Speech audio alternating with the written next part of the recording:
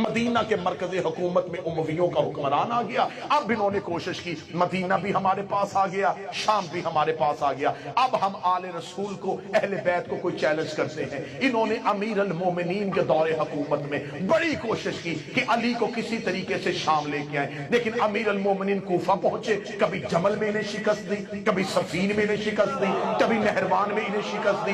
دور امیر المومنین گزر گیا, یہ علی سے وہ بدلہ نہ لے سکے. پھر آ گیا امام حسن کا دور, انہوں نے کہا ہم حسن کو شام لے کے آئیں گے. میرے مولا حسن نے ایک معاہدہ لکھ کے ان کی سازش کو وہی ختم کر دیا. ادھر آ گیا مولا حسین کا دور, ادھر معاویہ بن ابو سفیان مر گیا. یزید نے تخت پہ بیٹھتے ہی کہا میرے دادے کی وصیت تھی, میرے باپ کی حسرت تھی, نہ دادے کی وصیت ابھی تک پوری ہوئی, نہ باپ کی حسرت پوری ہوئی. 70 سال ہو گئے ہیں ہم انضمام میں اقتدار کو سنبھالے ہوئے, اب میں کوئی دیر نہیں کروں گا, اب میں ہاشمیوں سے بدلہ لوں گا. انہوں نے امام حسین سے بیعت کا مطالبہ کر لیا. حسین مکے پہنچے, اس نے حاجیوں کے لباس میں قاتل بھیجے, حسین وہاں سے بھی چل پڑے. حسین اس کی سازش کو دیکھتے رہے. حسین کربلا میں آ کے سو گئے. اس نے عمر ابن سعد کو یہ پیغام بھیجا تھا کہ کسی ایک ہاشمیوں کے مرد کو زندہ بچا کے شام لے کے آؤ. جن بھیڑیوں نے علی اصغر نہیں چھوڑا, انہوں نے سجاد زندہ کیوں رکھا؟ کیونکہ حکم یزید تھا کہ نسل حسین میں سے ایک بیٹا قیدی بنا کے شام لے کے آؤ, تاکہ میں باپ کی وصیت, دادے کی وصیت پوری کر سکوں. ادھر سید الساجدین کربلا سے, میں فضائل پڑھ رہا ہوں, کربلا سے چل پڑے.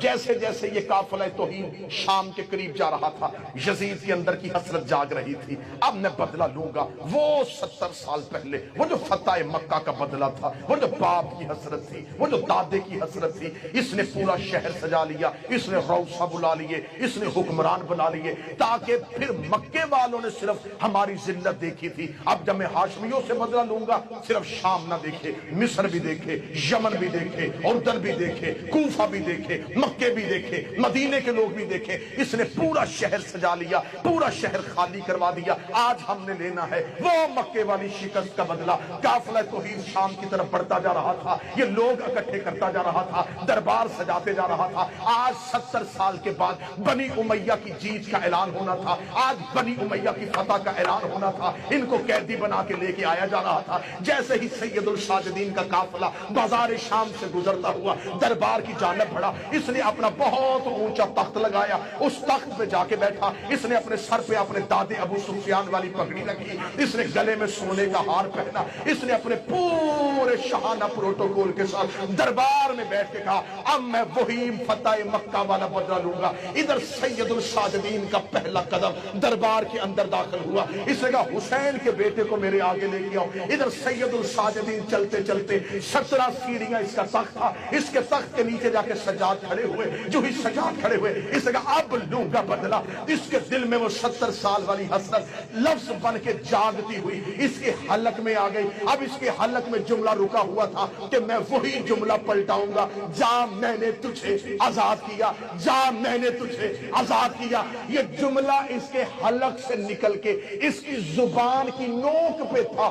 اس کا پھیپڑا لفظ بنانے کے لیے ابھی ہوا بنا رہا تھا. یہ سجاد کے کاندھے پہ ایک مستور کا ہاتھ آیا.